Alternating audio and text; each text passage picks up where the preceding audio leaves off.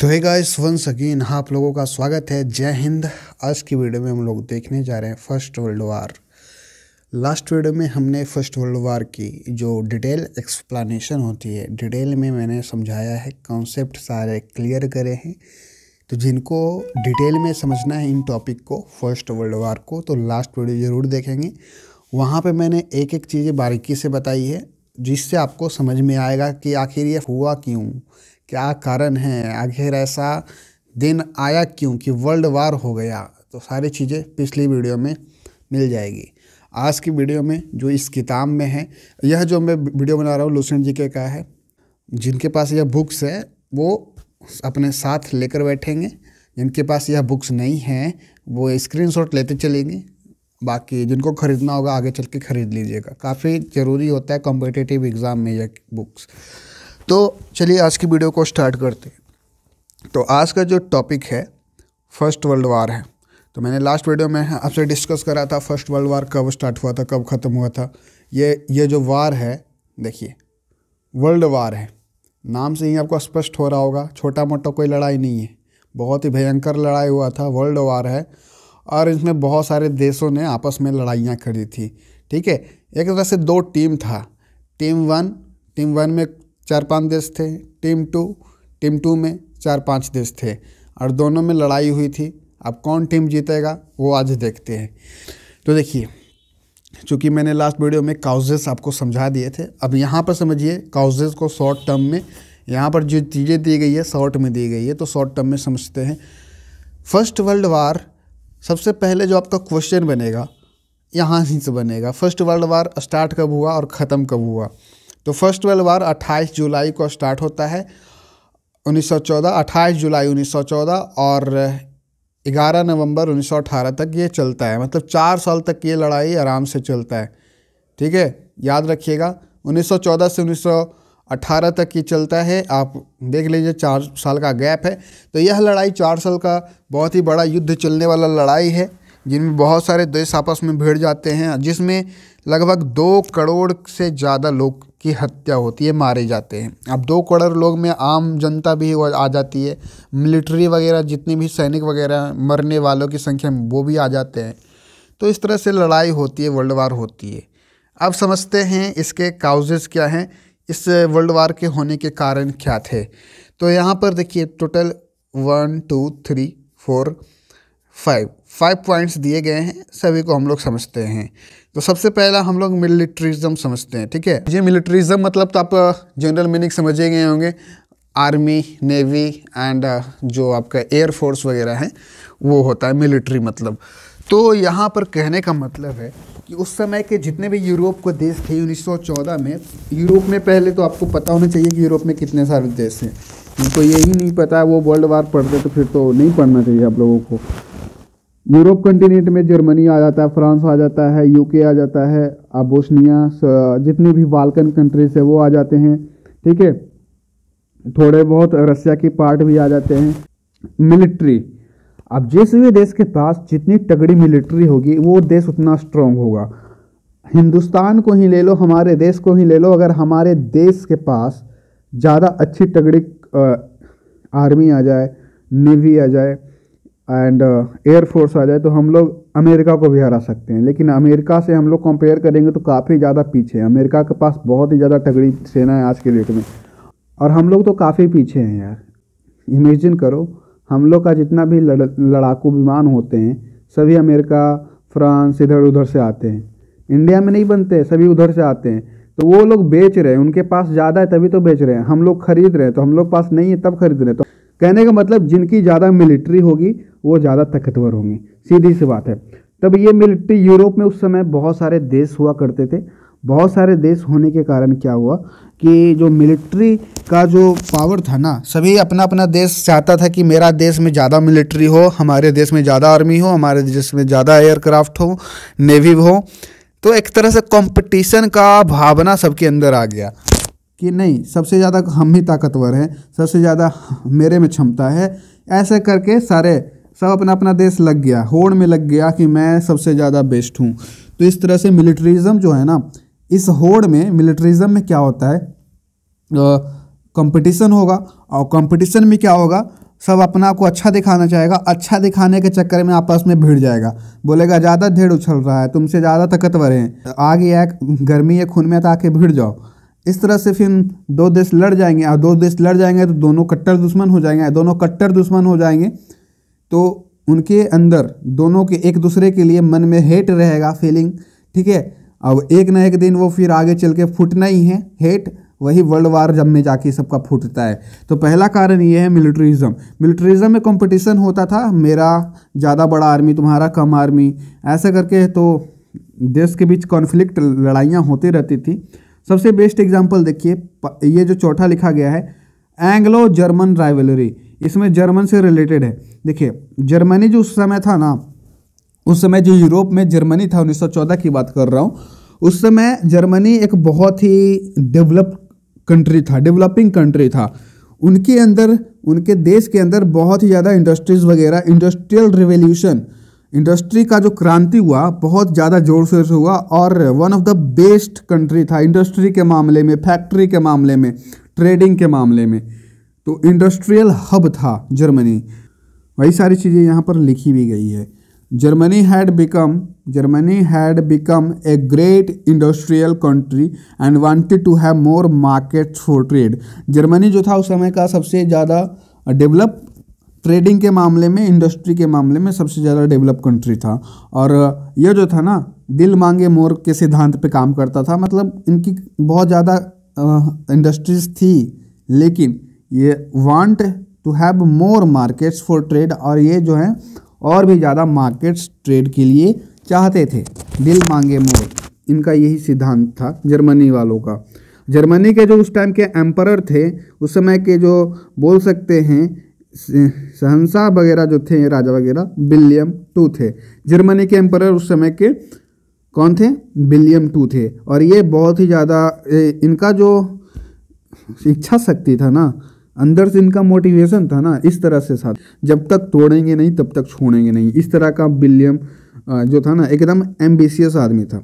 देखिए, William emperor of Germany was a very ambitious and wanted to gain influence in Turkey by linking Berlin with Baghdad by railway line.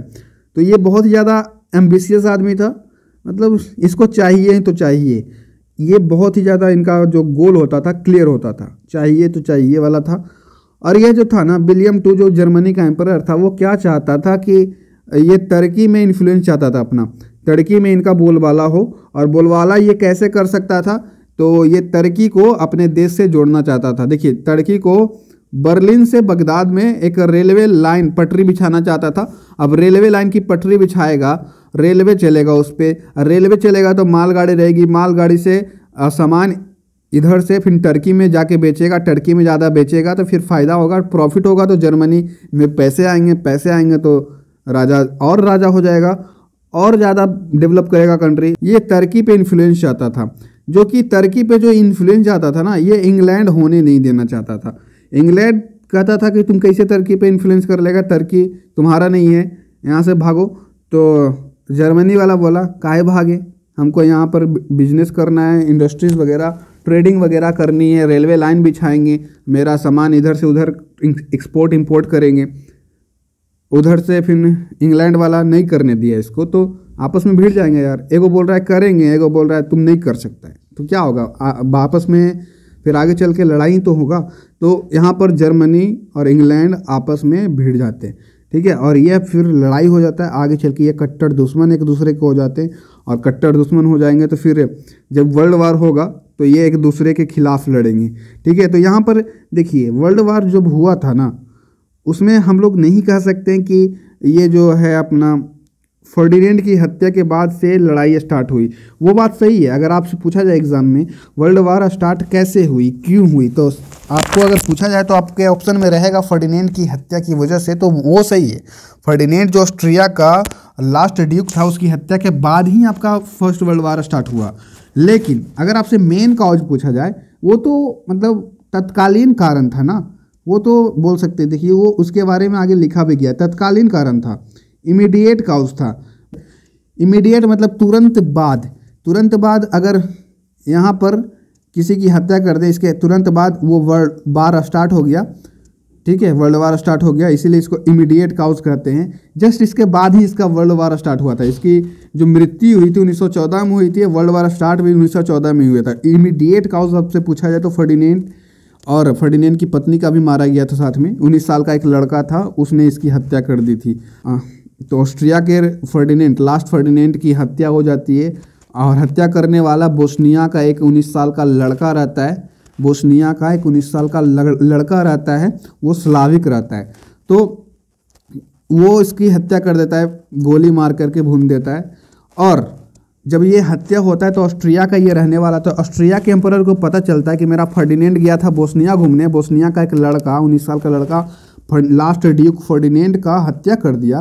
तो Austria वाले तो आमतौर पे गरमाएंगे ही, Austria वाले गरमाए, और Austria वाले गरमाए तो क्या किए, जाके हमला कर दिए, बोले अब तुम नहीं बचेगा। बोस्निया पर, सर्बिया वगैरह पे हमला कर दिए। देखिए यहाँ पर लिखा गया है सोफी वेयर किल्ड, मार दिया गया। 19 साल का लड़का इसको किल कर दिया।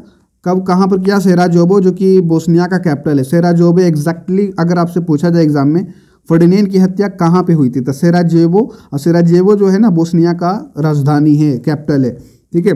तो बोस्निया में इसकी हत्या कर दी गई। इसके बाद से ऑस्ट्रिया पगलाया और जाके हमला कर दिया बोस्निया पे। ऑस्ट्रिया का साथ देने आ गया जर्मनी, ऑस्ट्रिया का दोस्त था जर्मनी, तो आ गया साथ देने। और जर्मनी अभी किससे लड़के आया था? जर्मनी तो जो था ना इंग्लैंड से लड़के आया था। क्यों लड़के आया था? आप जानते हैं इंडस्ट्रियल हब है, मिलिट्री के कारण लड़के आया था। तो ये क्या ऑस्ट्रिया जर्मनी का साथ देगा? नहीं भाई, जर्मनी से तो अभी अभी लड़के आया है, तो ये जर्मनी का साथ नहीं देगा। इंग्लैंड क्या किया, बोला जर्मनी ई टीम में ना है, हम दूसरा टीम में चल जाते हैं। तो दूसरा टीम में इंग्लैंड चल जाता है, इंग्लैंड दूसरा टीम में चल जाता है, ठीक है, जर्मनी इस टीम में। अभी दोनों टीम इधर आ जाते हैं, बोस्निया, दो टीम होती है मेनली, ठीक है, दोनों टीम के बीच लड़ाई होती है। तो वो सारी चीज़ें हम लोग और अच्छे से पढ़ेंगे, पहले ये वाला क्लियर कर लें सारा पॉइंट्स, ठीक है। यहाँ पर मैंने आपको क्या क्या बताया, जर्मनी जो उस टाइम का था सबसे बड़ा ग्रेट इंडस्ट्रियल कंट्री था, सबसे इंडस्ट्री के मामले में सबसे बड़ा था। लेकिन अगर आपसे पूछा जाए उस समय में सबसे ज़्यादा तगड़ी मिलिट्री किसकी थी, सबसे ज़्यादा नौसेना किसका था, सबसे ज़्यादा आर्मी किसकी थी, तो आप बताइएगा इंग्लैंड की, यूके की, ठीक है। इंग्लैंड जो उस समय था ना उसके पास सबसे ज़्यादा मिलिट्री था। आप जस्ट अंदाज़ा लगाइए, इंग्लैंड के पास इतनी ज़्यादा मिलिट्री थी, इतनी ज़्यादा मिलिट्री थी कि उसने भारत पे कब्जा किया। भारत में भी उसके बहुत सारे सैनिक रहते थे और इंग्लैंड में तो रहते ही रहते थे, ठीक है। तो सैनिक की उनके पास कोई कमी नहीं थी। और ऐसा तो थोड़ी है कि इंग्लैंड का गुलाम सिर्फ भारत ही रहा है, इंग्लैंड ने काफ़ी जगहों पे गुलाम किया था। इंग्लैंड के बहुत सारे कॉलोनीज थी और सभी कॉलोनीज में इसके जो जितने भी होते हैं तो और जितने भी इसके कॉलोनीज जितने बनाई थी, जितने भी इंग्लैंड के कॉलोनीज थी, इनके जितने भी गुलाम देश थे, वहाँ पे इनकी सारी जगह मिलिट्री हुआ करती थी। सोच लो कितना बड़ा मिलिट्री इसका होगा। और इसका नेवल जो था ना, नेवी इनका तगड़ा था, इंग्लैंड का नेवी तगड़ा था, जिसके माध्यम से ये इंग्लैंड से भारत आ जाते थे जहाज पे बैठ के, इंग्लैंड से फिर ये अमेरिका चल जाते थे। इनको इधर उधर आने में, ट्रांसपोर्टेशन करने में काफ़ी इजी होता था। तो नेवी इनकी बहुत ज़्यादा तगड़ी थी यार।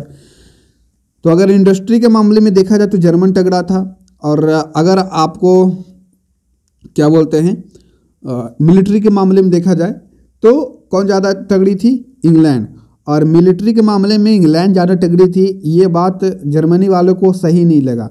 जर्मनी वाला ने कहा कि ये जो है, जर्मनी वाला ये भैया जो है विलियम टू, उन्होंने कहा इतना तगड़ा मिलिट्री है, और विलियम टू अच्छे से जानता था जिसकी ज़्यादा तगड़ी मिलिट्री वो ज़्यादा पावरफुल। तो विलियम टू जेलेसियस था, जलन हो रहा था इसको, इंग्लैंड के पास इतना ज़्यादा मिलिट्री कैसे है, इंग्लैंड इतना ताकतवर कैसे है, इंग्लैंड पे हमला करते हैं तो ये हरा देता किसी को।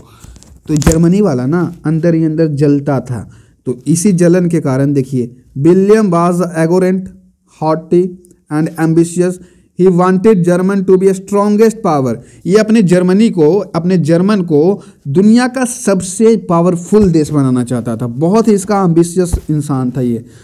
और ये पॉसिबल तभी हो पाएगा जब मिलिट्री ज़्यादा अच्छी होगी, लेकिन मिलिट्री सबसे ज़्यादा अच्छी इंग्लैंड की थी, तो ये पॉसिबल तो हो नहीं सकता था।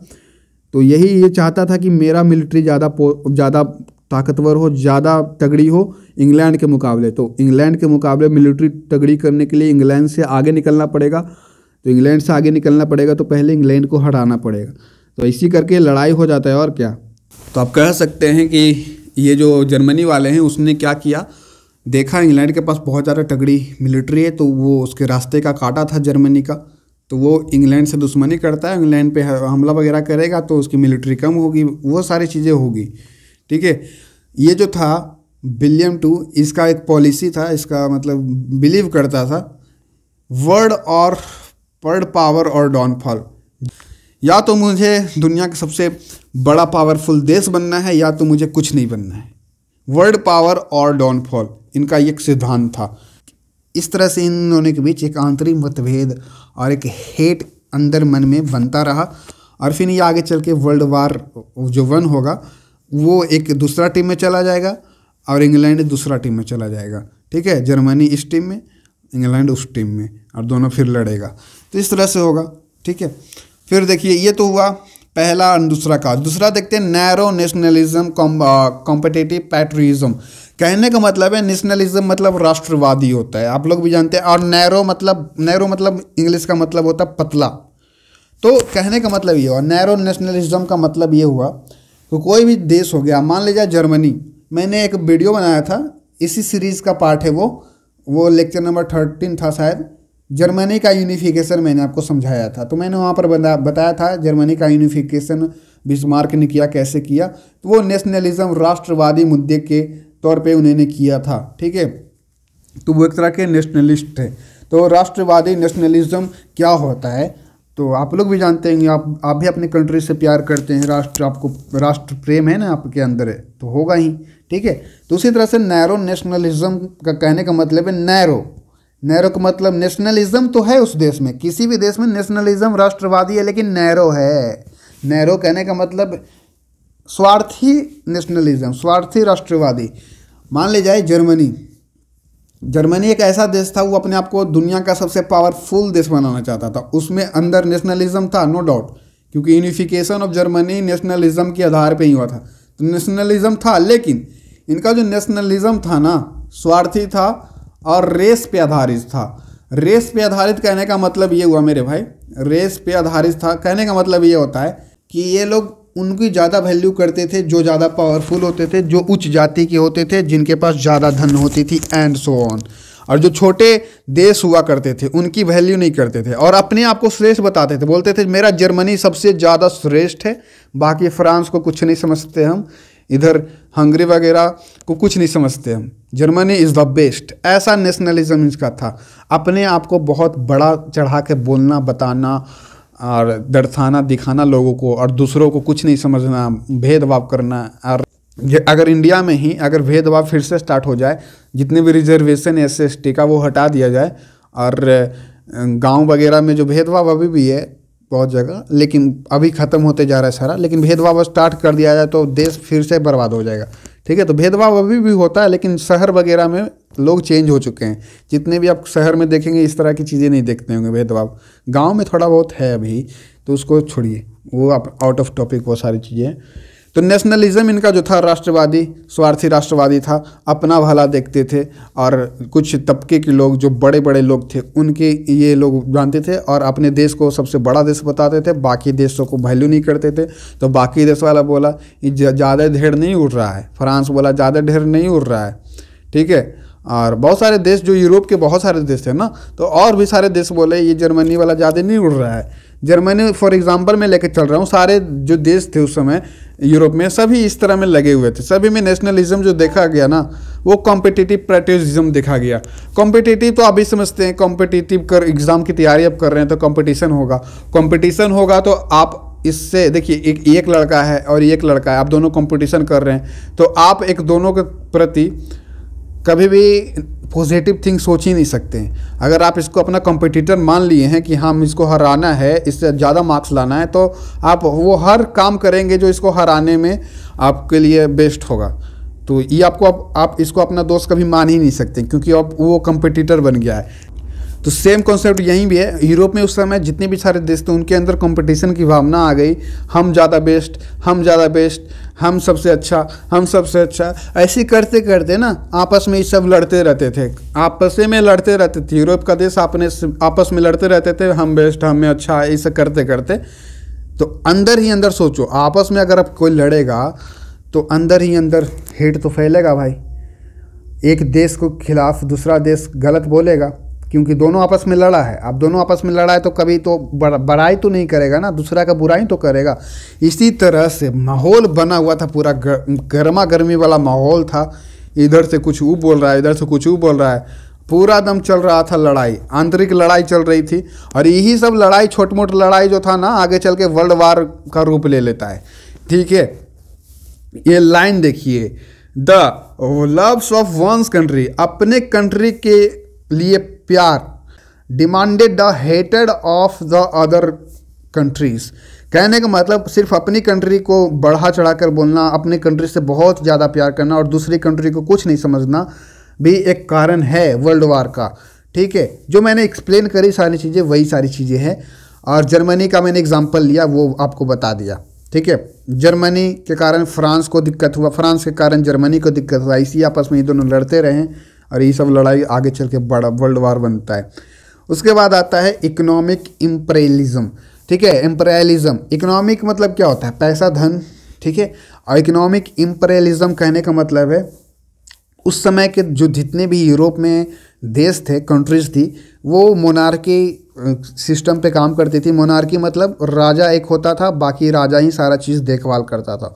तो उस समय का जो राजा एम्परर होता था, इंग्लैंड का एम्परर, जर्मन का एम्परर, फ्रांस का एम्परर, इटली का, जितना भी एम्परर है, सभी क्या करते थे, उनका जो दिमाग था ना, मान लीजिए ये जर्मनी है। अब जर्मनी वाला जो एम्परर था की करता था, इधर है फ्रांस, फ्रांस को लूटो, इधर है ऑस्ट्रिया, ऑस्ट्रिया को लूटो, इधर है, मतलब आसपास के देशों में ये लूटपाट मचाते रहते थे, लूटपाट मचाते रहते थे और पैसा, अपना धन बढ़ाते रहते थे। तो लूट मचाने को ही इम्पेरियलिज्म कहते हैं। ठीक है, तो अगर आप किसी देश पे हमला करेंगे, उसको लूटेंगे, तो क्या वो देश आपको अच्छा कहेगा? क्या वो आपके खिलाफ आवाज़ नहीं उठाएगा? ज़रूर उठाएगा। तो ये देश भी इससे नफरत करने लगा। अब जर्मनी इधर भी हमला कर दिया तो ये देश भी इससे नफरत करने लगा। ठीक है, जर्मनी इधर हमला कर दिया तो इधर वाला देश भी इससे नफरत। तो नफरत की भावना आपस में, ऐसा नहीं कि जर्मनी ही सिर्फ दूसरे पे हमला करता था, यूके वाले भी बहुत सारे जगह पे हमला करके रखे थे। जैसे कि आपका यूके वाला जो है इंग्लैंड, इंग्लैंड ने गुलाम बना रखा था किसको? अमेरिका को गुलाम बना रखा था। ठीक है, यूएसए को गुलाम बना रखा था उस समय पे। तो जर्मनी फॉर एग्जांपल मैं लेके चल रहा हूँ, उस समय के जितने भी यूरोपीय कंट्री थे, ताकतवर कंट्री, आपका इंग्लैंड हो गया एंड जर्मनी हो गया, वो सभी क्या इसी इम्पेरियलिज्म का मेथड यूज़ करते थे। आपस के जो बगल के देश होते थे उस पर हमला करते थे, लूटपाट मचाते थे और अपने में मिला लेते थे कि मेरा साम्राज्य विस्तार होगा। इस तरह से इकोनॉमिक इम्पेरियलिज्म, पैसे की लालच, लूट मचाने का जो सिस्टम था, ये भी आगे चल के जिन जिन को लूटा गया वो सारे देश चुप तो नहीं बैठेंगे, वो सारे देश खिलाफ में बोलते थे और ये भी इंटरनेशनल राइवलरीज मतलब वर्ल्ड वार 1 का कारण बना। ठीक है, every country try to capture market in every nook of corner of the world, हर जगह, हर corner of the world, every nook और corner of the world, this let bitterness and hated burning. इससे क्या हुआ ना, मतलब हेट फैला दुनिया में, क्योंकि अगर आप किसी को लूट रहे हैं तो जाहिर सी बात है यार, वो जो जिसको आप लूट रहे हैं तो वो आपको प्यार थोड़ी करेगा, हेट ही करेगा। तो ये भी एक कारण बनता है। आई होप समझ गए होंगे। और ये वाला चीज़ तो मैंने आपको ऑलरेडी समझा ही दिया। ठीक है, और देखिए आगे देखिए, 5वां पॉइंट है इस वर्ल्ड वार का होने का। 5वां पॉइंट है लैक ऑफ इंटरनेशनल ऑर्गेनाइजेशन। अगर किसी के पेरेंट्स लापरवाह होंगे या किसी के पेरेंट्स नहीं हैं तो उसका बच्चा बिगड़ना ही बिगड़ना है। ये तो आप भी एग्री करते हैं कि नहीं? अगर किसी के पेरेंट्स लापरवाह हैं, बच्चों को अच्छे से नहीं देखते हैं, देखभाल नहीं करते हैं, तो उसका बच्चा बिगड़ जाता है। बच्चा हो या बच्चे, दोनों की बात कर रहा हूँ मैं। तो वैसे ही जितने भी यूरोप के देश थे, यूरोप छोड़ो, पूरे वर्ल्ड के जितने भी देश थे, इंडिया, एशिया में जितने देश आते हैं, अफ्रीका में जितने, सभी का मैं बात कर रहा हूँ, उस समय पे कोई एक ऐसा इंटरनेशनल ऑर्गेनाइजेशन नहीं था कि सभी को कंट्रोल करेगा। दुनिया में जितने भी देश हैं उनको कंट्रोल करने वाला कोई ऐसा इंटरनेशनल ऑर्गेनाइजेशन नहीं था। जब फर्स्ट वर्ल्ड वार हो रहा था तब की बात कर रहा हूँ। बोल सकते हैं इंटरनेशनल पेरेंट्स नहीं थे जो अपने बच्चों को, इंग्लैंड को, जर्मनी को, इंडिया को, ये सभी देश को कंट्रोल लगाम लगा सके। पेरेंट्स नहीं रहेंगे तो फिर बिगड़ना है। तो इंटरनेशनल ऑर्गेनाइजेशन नहीं थे, मतलब कह सकते हैं इंटरनेशनल पेरेंट्स उस समय के नहीं थे। यूएनओ वगैरह, यूनाइटेड नेशन ऑर्गेनाइजेशन उस समय नहीं थे। तो इंटरनेशनल पेरेंट्स ना होने के कारण बच्चा बिगड़ जाएगा। तो यही बिगड़ा हुआ था सब। जर्मनी, इंग्लैंड, यूके, जितने भी देश थे, ऑस्ट्रिया, सब बिगड़ा हुआ था। खुला साड़ की तरह, खुला बैल की तरह इधर उधर मतलब लूटपाट मचाते रहता था। किसी से भी भिड़ जाता था। मेरा आर्मी बड़ा, तुम्हारा आर्मी छोटा, मेरा देश बड़ा, नेशनलिज्म की भावना, इम्पीरियलिज्म की भावना, ऐसी ही आपस में लड़ते रहता था कुत्ता बिल्ली की तरह। अगर पेरेंट्स रहते तो पेरेंट्स तो रोक लेते। तो पेरेंट्स इंटरनेशनल ऑर्गेनाइजेशन तो था नहीं, तो ऐसे लड़ते रहता था। इंटरनेशनल ऑर्गेनाइजेशन कब बना? ये फर्स्ट वर्ल्ड वार हुआ ना। फर्स्ट वर्ल्ड वार हुआ तो सबका आँख खुला, अरे भाई एक इंटरनेशनल ऑर्गेनाइजेशन, इंटरनेशनल पेरेंट्स बनाना पड़ेगा सबका, नहीं तो ये सब बच्चा बिगड़ गया है। सब जो ये बच्चा है जर्मनी, इंग्लैंड, ये सब बिगड़ गया। किसी को भी जाके मार देता है, किसी पे भी हमला कर देता है, किसी भी देश को जाके लूट देता है, पूरा मनमानी कर रहा है सब। एक इंटरनेशनल ऑर्गेनाइजेशन बननी चाहिए। यूएनओ वगैरह बाद में जाके बनता है, फर्स्ट वर्ल्ड वार के बाद, ठीक है। इस तरह से ये वाला पॉइंट भी आप लोग समझ गए होंगे। अब देखिए इमीडिएट कॉज मैंने आपको पहले ही समझा दिया। फर्डिनेंड की हत्या के जस्ट बाद ये वर्ल्ड वार स्टार्ट हो जाता है। तो इमीडिएट कॉज पूछा जाए तो इनका बताइएगा। जस्ट इनके मौत के बाद जो स्टार्ट होता है उसी को इमीडिएट कॉज बोलते हैं। फर्डिनेंड की हत्या। फर्डिनेंड जो था लास्ट ड्यूक था ऑस्ट्रिया का, ठीक है। उसकी वाइफ का नाम था सोफी और बोस्निया में इसकी हत्या की गई। 19 साल का एक लड़का था। इसकी डिटेल वीडियो अगर देखना चाहते हैं तो लास्ट वीडियो प्लीज देख लें, डिटेल में मैंने वहाँ पे समझाया है। There was the strong rivalry already between Austria, Hungary and Serbia in the Balkans. Serbia और हंगरी पहले से ही आपस में लड़ते थे। पहले से ही इनके बीच कॉन्फ्लिक्ट, लड़ाइयाँ होती रहती थी। अब लड़ाइयाँ कैसे होती रहती थी ये तो हिस्ट्री का पार्ट है, बहुत ज़्यादा गहराई में जाने की ज़रूरत है, तो लास्ट वीडियो देख लेना, ठीक है। तो आप यहाँ पर बस यही समझिए, इन दोनों के बीच पहले ही से मतभेद हुआ करता था, जाके हमला कर देते हैं। और इनका कहना था ना, ये सभी जो इनकी हत्या की गई है, इनका पूरा का पूरा जो जिम्मेदार है सर्बिया के जो लोग हैं, सर्बियन लोग हैं, ठीक है। सर्बियन जितने भी लोग हैं, स्लाविक जितने भी लोग हैं, उन्होंने इसकी हत्या करवाई है। तो ये जाके ऑस्ट्रिया वाला बौखलाया हुआ था, फर्डिनेंड का हत्या किया है बेचारा, इसका लास्ट ड्यूक था, जाके सर्बिया पे हमला कर देता है, बोस्निया पे हमला कर देता है, और यहीं से स्टार्ट हो जाती है आपका फर्स्ट वर्ल्ड वार, ठीक है। जैसे कि देखिए दोनों जो ग्रुप था, दोनों टीम थी, उनकी नाम रख दी गई है। एक था सेंट्रल पावर्स, एक था एलाइड पावर्स, ठीक है। सेंट्रल पावर्स और एलाइड पावर्स दो पावर्स थे, दो टीम थी। सेंट्रल पावर्स जैसे आज होता है ना चेन्नई सुपर किंग और रॉयल चैलेंजर बेंगलोर, उस समय पे central powers and allied powers थे। सेंट्रल पावर्स में जो देश थे, जर्मनी ऑस्ट्रिया का साथ दे रहा था, ऑस्ट्रिया का ही दोस्त था, और ऑस्ट्रिया के साथ ही हंगरी, उस समय ऑस्ट्रिया हंगरी एक हुआ करता था, ऑस्ट्रिया हंगरी, और हंगरी का साथ देने तुर्की आ गया, और तुर्की का साथ बुल्गारिया सेंट्रल पावर्स के टीम में थे। ये जो बुल्गारिया है ना, बाद में आके 1901 साल बाद आता है, बाद में आके ये ऐड होता है इनकी टीम में, ठीक है। बाकी ये तीनों शुरू से लड़ रहे थे। 1914 से ये लोग लड़ रहे थे, 1915 में ये आता है बुल्गारिया। और दूसरा में था एलाइस पावर। एलाइस पावर को हम लोग इंटेंटी पावर्स भी कहते हैं। इंटेंटी पावर्स में इंग्लैंड, ग्रेट ब्रिटेन, ठीक है, उसी को इंग्लैंड बोलते हैं। आपका United Kingdom, France, Serbia, Belgium, Japan, Russia की यूएसएसआर पहले कहते थे, ठीक है। इटली हो गया, यूएसए हो गया, रोमानिया हो गया। तो दूसरी टीम ज़्यादा तगड़ी लग रही है, देखिए बड़ा टीम है, ठीक है, एलाइस पावर। तो इस तरह से टीमें थी, आप लोग समझ जाइएगा। उसके बाद देखते हैं लड़ाइयाँ कैसे कैसे हुई। लड़ाई का कारण तो आपने समझ लिया, लड़ाई में कौन कौन थे, दो टीमें थी, वो भी आपने देख लिया। अब लड़ाई कैसे कैसे हुआ वो भी देखना जरूरी है। वो लड़ाई अगर लगातार लड़ी जाएगी ना तो बद से बदतर सिचुएशन होती जाएगी। तो यहाँ पर देखिए, टू बिगेन विथ ऑस्ट्रिया, लड़ाई ऑस्ट्रिया से स्टार्ट होगी क्योंकि फर्डिनेंड की हत्या हुई थी, तो ऑस्ट्रिया से लड़ाई स्टार्ट होती है। Was favour of local war, but ये जो ऑस्ट्रिया वाला जो थे ना, वो ऐसा कुछ वर्ल्ड वार करना नहीं चाहते थे। लेकिन जैसे जैसे इसके साथ और सारा देश जुड़ गया तो सारा देश एक दो टीम बन गई, जब तब जाके ये वर्ल्ड वार हुआ। ऑस्ट्रिया जो था ना वो नहीं चाहता था कि इतना बड़ा वर्ल्ड वार हो, वो तो बस अपना बदला ले रहा था, फर्डिनेंड की हत्या का बदला लेना चाह रहा था, was a favour of local war ये चाह रहा था, वर्ल्ड वार नहीं चाह रहा था। लेकिन सिचुएशन के आधार पर फिर वर्ल्ड वार हो जाती है, लोग जुट जाते हैं, टीम बन जाती है, situation become more grave, other countries jumped, other countries इस लड़ाई में कूदे और स्थिति को बद से बदतर बनाए।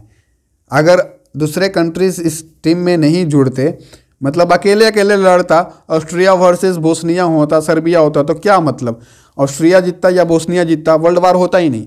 लेकिन बहुत सारे कंट्रीज इसमें कूद गए, बोले हम तुम्हारे साथ हैं, हम तुम्हारा दोस्त हैं, हम उसको हराएंगे। उधर से आया दूसरा टीम, दूसरा में 5 देश आ गया, इधर से ये लड़ रहा है, उधर से लड़ रहा है, तो वर्ल्ड वार होना तो लाजमी है। ठीक है, तो 2 पावर्स थी, सेंट्रल पावर, एलाइड पावर्स, मैंने आपको बताया ऑलरेडी। ठीक है, तो सेंट्रल पावर्स, एलाइड पावर्स कौन कौन सी थी मैंने ये भी आपको बताया। तो Germany, Austria, Hungary, Bulgaria, were central powers, and Belgium, Japan, Russia, France, Serbia, England were, and USA were allied powers. The allied powers joined by Italy 1915। देखो कुछ देश थे ना शुरुआत में नहीं आए थे, वो एक कुछ देश जो थे बाद में आके ऐड करते हैं, बाद में कूदते हैं इस लड़ाई में। 1914 में स्टार्ट हुई थी ये लड़ाई, 1915 में इटली साथ देने आता है एलाइड पावर्स का। ठीक है, 1917 में फिर ये जो 3 साल बाद आता है, लड़ाई हो गया था 1914 में ही स्टार्ट, 3 साल बाद फिर यूएसए भी इस लड़ाई में घुस जाता है, बोलता है हम भी लड़ेंगे तुम लोग के साथ, एलाइड पावर के साथ टीम में घुस जाता है। तो इस तरह से बाद में जुड़ते हैं लोग को। फिर लास्ट में ये लड़ाई 11 नवंबर 1918 में जाके ख़त्म होता है। ठीक है, 28 जुलाई 1914 को स्टार्ट हुआ, 11 नवंबर 1918 को ख़त्म होगा। उसके बाद पीस ऑफ सेटलमेंट क्या है, the central powers were completely defeated by the allied powers. जैसे कि आप ही देख लीजिए ना, कॉमन सा दिमाग लगाइए, किसका टीम बड़ा लग रहा है, इसका लग रहा है ना, जीतेगा कौन, जो बड़ा है वो, ये हार गया बेचारा, डिफीट कर दिया गया। वही सारी चीज़ें लिखी गई है।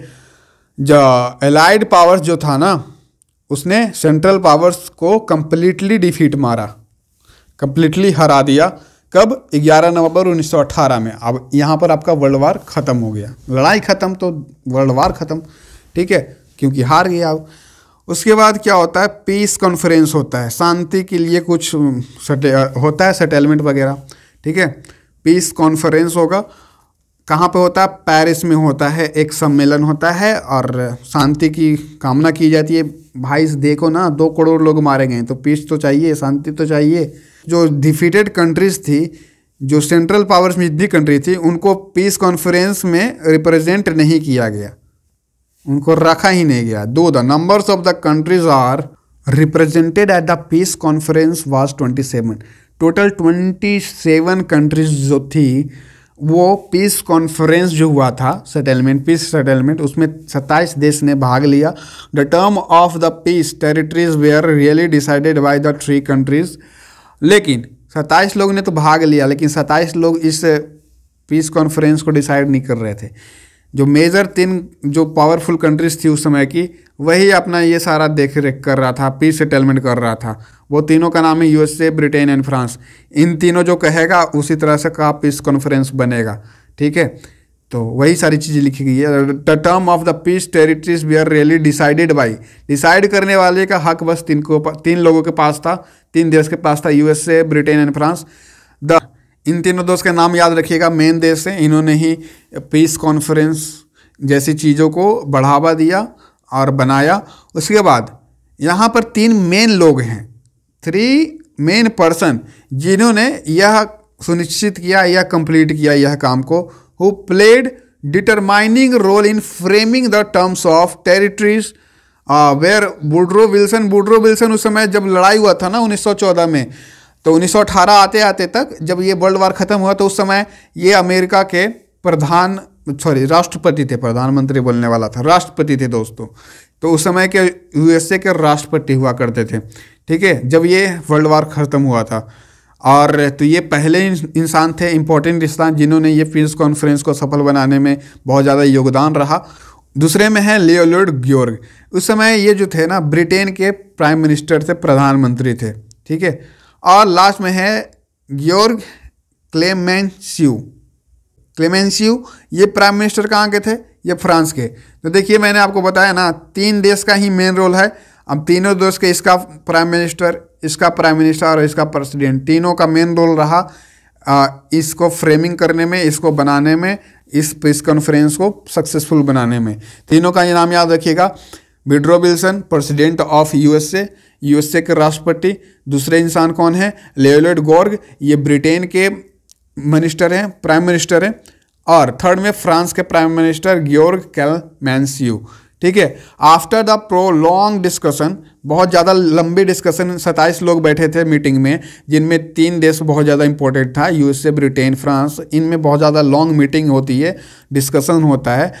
उसके बाद लास्ट में जो रिजल्ट होता है ट्रीटी ऑफ वर्साय, ये साइन होता है और ये रिजल्ट निकलता है। तो आपसे पूछा जाए कि यह जो वर्ल्ड वॉर 1 है कहाँ पे आके ख़त्म हुआ, तो ट्रीटी ऑफ वर्साई पे आके ख़त्म होता है। और वर्साई का मतलब होता है सिटी ऑफ फ्रांस। ये फ्रांस में एक जगह है वर्साई का, वर्साई की संधि इसको हिंदी में बोलते हैं। तो ये वर्साई का संधि नाम इसलिए इसका पड़ा क्योंकि ये जो संधि हुआ था फ्रांस की एक जगह है वर्साइल्स, वहाँ हुआ था, इसीलिए इसका नाम रखा गया ट्रीटी ऑफ वर्साइल्स। ये संधि कहाँ पे हुआ था? वर्साइल्स में, या कोई फ्रांस में है। Were signed between the allies and allies German on June 28। ये वाला कब साइन किया गया? डेट याद रखिएगा, 28 जून 1919 को। जैसे कि देखिए दिस ट्रीटी रीअरेंज्ड, रीअरेंज मतलब फिर से अरेंज किया किसका? Boundary of Europe. यूरोप कितना बड़ा हो सकता है, कितना बड़ा यूरोप होगा, पूरा यूरोप कॉन्टिनेंट का बाउंड्री किया गया इस ट्रीटी के अंतर्गत, ठीक है।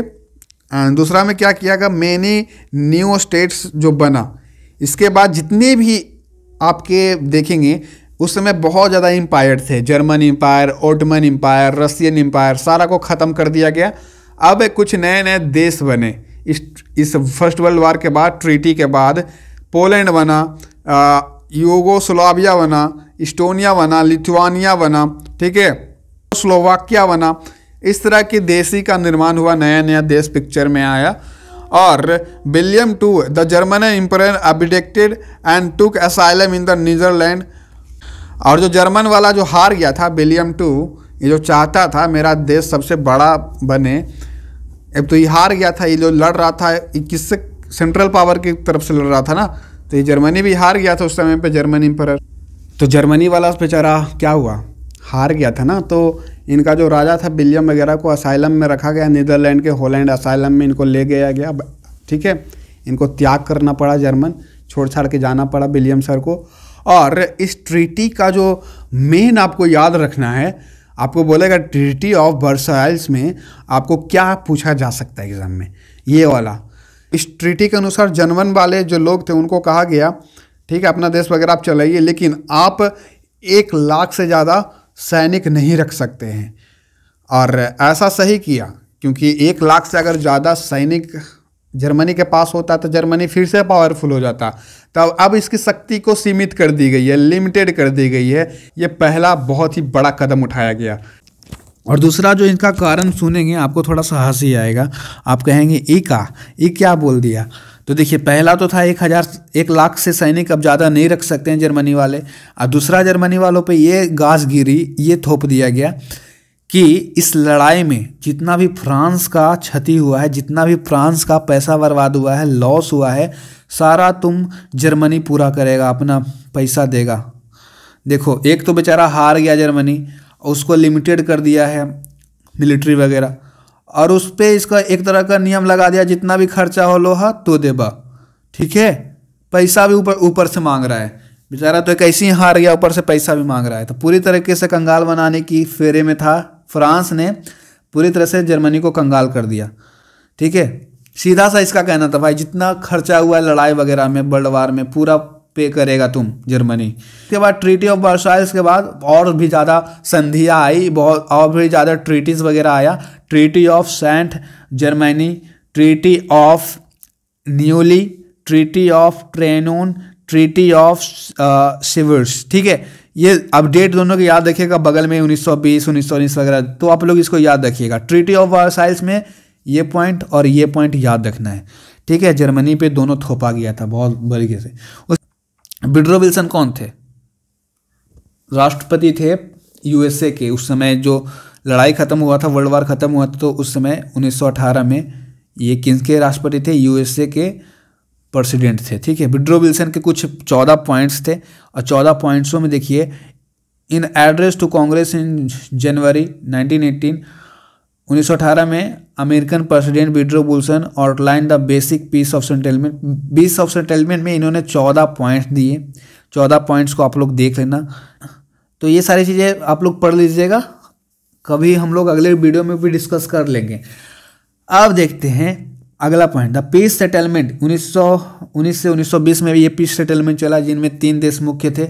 बार बार मैं बोल रहा हूँ, ध्यान में रखिएगा, यूएसए, ब्रिटेन एंड फ्रांस। और 3 जो थे, 2 प्राइम मिनिस्टर थे एंड एक प्रेसिडेंट थे। वुडरो विल्सन एक फ्रांस का प्राइम मिनिस्टर, एक इंग्लैंड का। ये तीनों मेन रोल प्ले किए इस पीस सेटलमेंट में। और ये पीस सेटलमेंट 1919 से 1920 तक चलता है। Has been severely criticised. ये जो पीस ऑफ सेटलमेंट बनाया गया था 3 देश के माध्यम से, यूएसए, ब्रिटेन एंड फ्रांस, इसको क्रिटिसिज्म मिला।